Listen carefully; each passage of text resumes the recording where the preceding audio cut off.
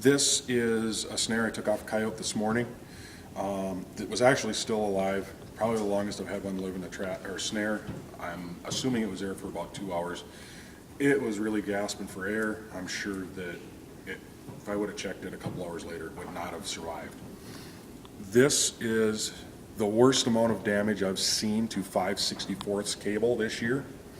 Last year I was using 16th cable in a completely different setup, and they were actually chewing and breaking strands. This is what I mean by your whammy gets messed up. It's no longer usable, but they are $10 for 100 of them. And you can see I cut my swivel off, and all my other hardware is gone. This could be used for a cable stake if you wanted to, or just garbage. I throw them in the garbage. But that was one of my 4-foot snares.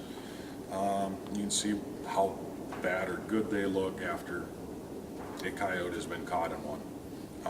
Had another one that dispatched that I checked this morning that was actually in a lot better shape. Both of these coyotes had mange. I simply cut the cables, threw them to the side. They're laying out there. I'll have some pictures of the one and how I wrapped on the tree.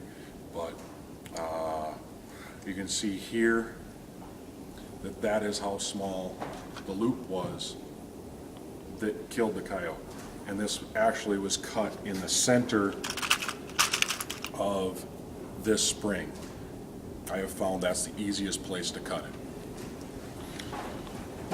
When that's on the animal, I just cut it between those two parts of the spring, and then that comes off, and then you can slide the rest of your hardware off, and it comes right off pretty good.